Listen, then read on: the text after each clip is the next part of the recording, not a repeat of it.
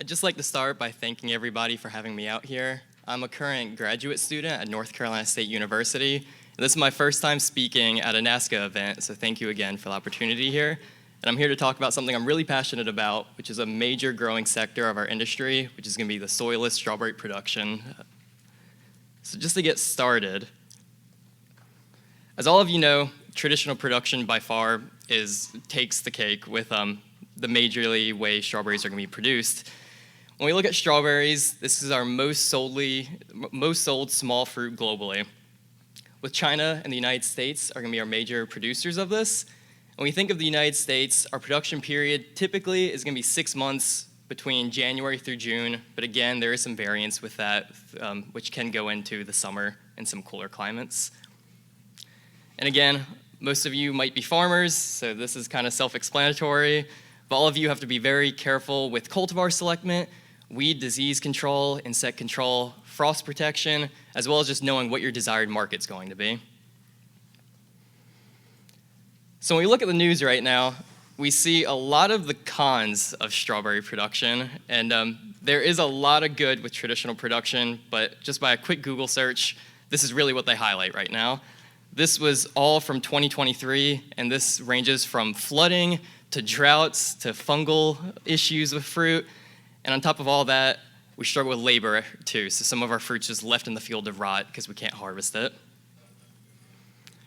So with that said, why am I here to talk about substrates, and why am I here to talk about substrates now in 2023? So just to keep us all on the same page, there's some terminology here. So in terms of nomenclature, traditional production is going to be in the soil. So that's mineral soil, field soil, topsoil. And I was raised on a farm, so we refer to this as dirt, but hopefully no soil scientist has tomatoes and they're going to boo me off the stage right now. But for today's talk, we're going to focus on everything soilless. So this is going to be mainly substrates, growing media as it's also referred to as, soilless substrates, potting mix, and hydroponics also falls under this category. So with that, we'll say this is everything dirtless. So with soilless production, right now we see this greatly on the rise. We have a lot of major industry partners that are putting millions of dollars into this field right now.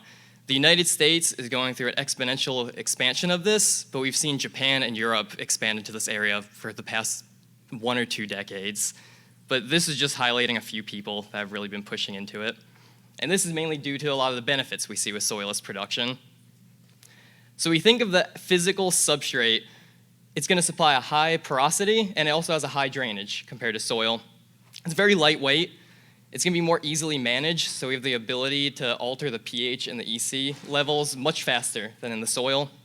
And also this is going to be more sanitary, so we're free of a lot of the soil-borne pathogens, and also heavy metals such as lead and arsenic, which could accumulate in the soil and be passed into our food crops. Then in terms of the substrate system, so not just the substrate, but the whole production cycle, research has already shown with strawberries that we have improved fruit yield and fruit quality, as well as increased harvesting and management speed, because we think most of these systems are raised up out of the ground, so you're thinking 5 feet high, fruit's hanging on one side of the plant, and we can just walk through and harvest it. So labor conditions have been improved this way. And also, with a lot of our protected cultivation, now we have some protection for extreme weather events. So now we can push our production into some geographic areas that we haven't grown in before, and also that kind of gives us the potential for year-round production now. So we can turn that 6-month production season into a 12-month season. When you think of some of our commercial offerings right now, there's a lot out there, and it kind of makes it difficult for growers to choose. But we kind of see 2 categories here. That's going to be our grow bags, and these are referred to as lay flats by some growers, and these are ready to plant. So you can purchase these with a pre-characterized substrate inside of it. Sometimes they have a fertilizer charge. They'll have predetermined plant density, or you can work with your distributor on changing that. And typically, you just hydrate it up, plant in it, and you're ready to go. Then we have our loose-filled substrates. So this, just think of your potting mix you could have seen at your store, but these have been developed for the needs of strawberries. So these, you can find your own containers, and you have a little more control on what you're actually looking for with your production system, and you're not bound to just the grow bag. So what are the components of these actual materials? Typically, the primary substrate components you will hear referred to is going to be our rock wool, our peat moss, our coconut coir, and perlite. So just to get into depth with these, rock wool we mainly see for hydroponic production, and some beneficial properties with this is it's going to be very, very porous. So the porosities can be up to 95% on this, and 90% of that is water holding capacity. It has a high pH, it's an inorganic material, so you don't really have any EC or salt levels in it. But there are some concerns with rock wool. So initially, this was primarily used in the nutrient film technique, which a lot of you may have heard as NFT. So that's a hydroponic production system. And as you can see by this graphic, as the water solution would be going in, it's going to recirculate. So that whole fertility system is recirculating over and over. So this was introduced in the UK, and it seemed very promising.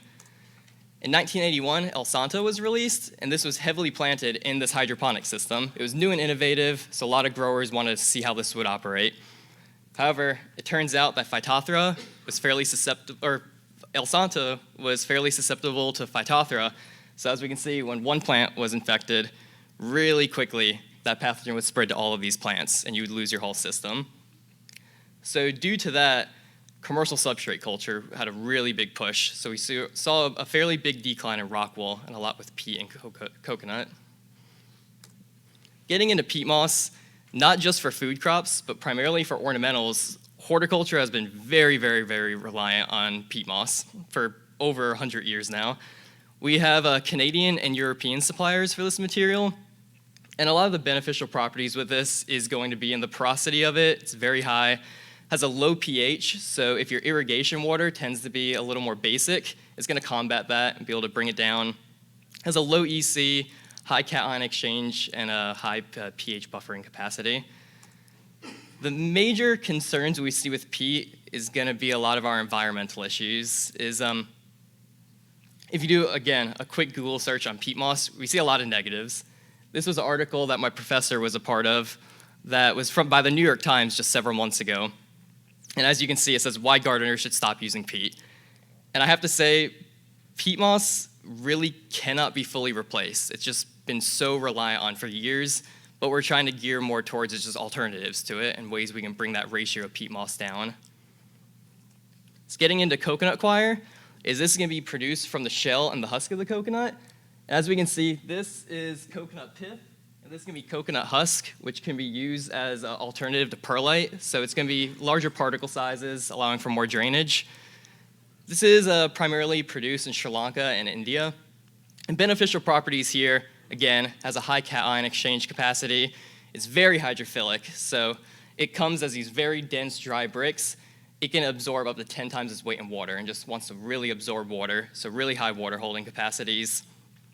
Main concerns we see here is depending on your supplier, it can have fairly inconsistent chemical properties, and that's mainly going to be the salts in it. So it has to go through a buffering and kind of a washing process to get those salts out of the material before it arrives. Then our inorganic material used as an aggregate is going to be perlite.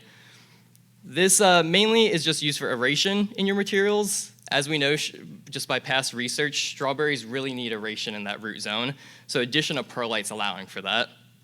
Beneficial properties here is a very lightweight material. You can hold a giant bag of it and it really doesn't weigh anything. It's very structurally stable, so the large particles really aren't going to degrade over time like coconut coir and peat moss might. And again, this is going to be an organic compound, so it's a neutral pH. There's no cation exchange or no EC. That's really going to affect the growing. Major concerns here is in terms of all of our soilless substrate components. It's the most expensive, and it can just be fairly dusty as we get to more of the fine particles. Then we have a lot of alternative substrates on the incline, and these four I'm about to name have already been shown being used by some strawberry growers, but a lot of strawberry researchers. We have our wood fibers, which are primarily used in Europe right now, and we have some US companies switching over to wood fiber. We have aged barks, typically pine trees are used for this. Biochar materials, which this really isn't a product, it's a process, so you can biochar just about any product, and it becomes just a very carbon stable component. And then we have miscanthus, which is a type of grass. It grows very, very fast, and so high biomass, and then we can turn that into some of our fibers, seen here. So with all that said, Now we have a lot of container options that we see growers using that range from pots to buckets to our grow bags or lay flats, and then our troughs and gutters that we see a lot of growers using. So there's some considerations that are important to know with each of these systems that, depending on your management practice, that's going to determine how you want to grow these. So historically, through the research, substrate volume really needs to be over 2 liters per plant. We did some tests as well trying to lower that, and really once you go under 2 liters, you're going to have a major decline in a lot of your root area and your plant growth. And then height of container makes a big difference. So this is an older graphic that Bill Fontenot put together, I believe in the 90s. And as you can see, as the container height's decreasing, our water's increasing. And alternate to that, as our container height's going to increase, we have more airspace in that container. So with that said, the exact same substrate, but in various containers, will have completely different air-water ratios. So it's really important to know what kind of container you're growing in. Then we see various systems that are being used. One of the more simple systems, this primarily was utilized in Germany, and this is just called soil contact. These are either substrate-filled beds or troughs that are just laying on the ground. And the initial thought with this was the warmth from the soil would heat up that root zone in the substrate and allow for the plants to kind of grow a little faster and wake up faster. But we don't see this utilized too often anymore. Then we have our unprotected cultivation. This could be raised or unraised systems. And the main reason you would go with unprotected cultivation is, one, if you're in a fairly dry environment, so you're not worried about the weather, or two, it's going to be that infrastructure investment. When we think of our greenhouses and high tunnels to cover the acreage that currently traditional strawberries are using, it is thousands and thousands of dollars to get to that level.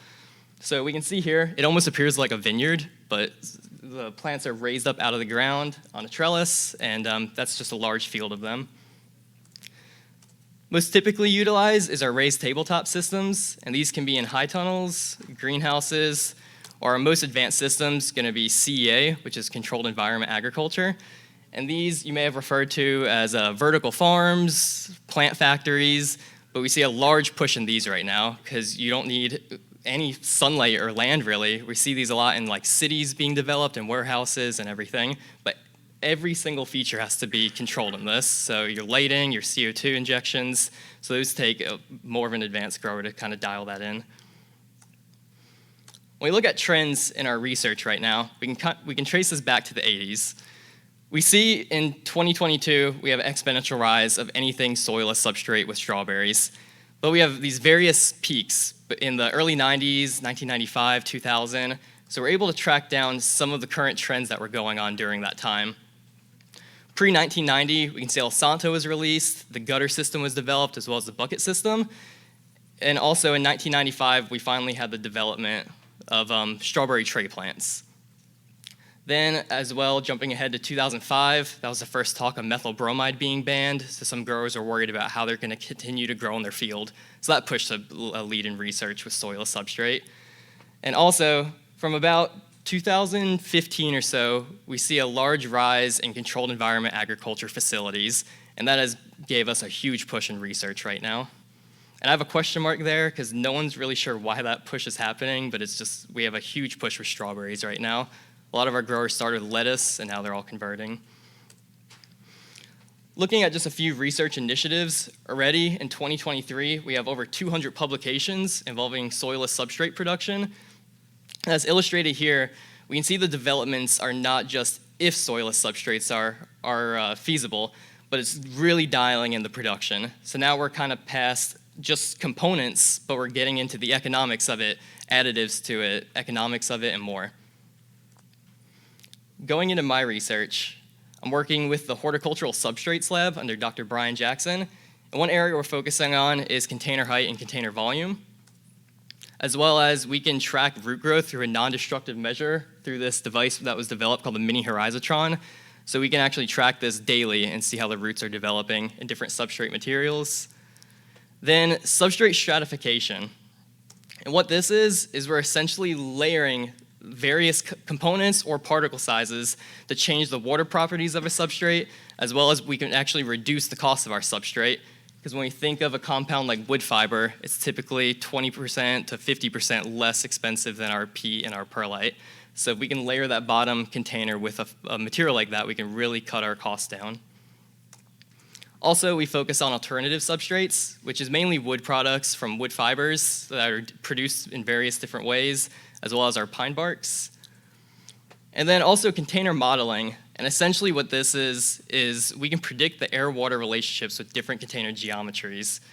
So with all of our strawberry containers, no one has really been able to figure out yet really how those containers are interacting with different irrigation cycles and more. So now, based on all the dimensions of these containers and the properties of the substrates inside them, we can map out the air-water relationships. So with all that said, what is going to be our best substrate to grow in? We're asked this likely every single day as a substrate scientist. It's going to be one of our more difficult decisions as a strawberry grower in a greenhouse. As you can see, they're a fairly resilient plant, so if we can grow strawberries in the sidewalk, can we grow them in a greenhouse? So, long story short, there is going to be no best soilless substrate out there, but it's going to depend on the actual management of that and what system you're using. So again, perlite and peat isn't going to be better than a coconut coir. It's just going to come down to what substrate you develop, what your production system is, and really how you manage that. So matching the substrate to the container type, to the irrigation and fertility, and also the structure you're using. Another key takeaway is we have research going on around the globe right now that's further investigating substrate development, water management of these materials, container modeling of this, pH EC management, breeding of cultivars that are specific to greenhouse production, a lot of our day neutrals, and also economics of establishment cost. Is a lot of growers' worries are how much money it is to build these infrastructures. So we have a lot of economicists really focusing on this and trying to figure out if we can reduce those costs. So overall, soilless production of strawberries is gaining a lot of interest right now, and this is various business models. This is not all the $1 million CA facilities. This can be very small local growers just trying to expand their season by a few months. And overall, thank you very much.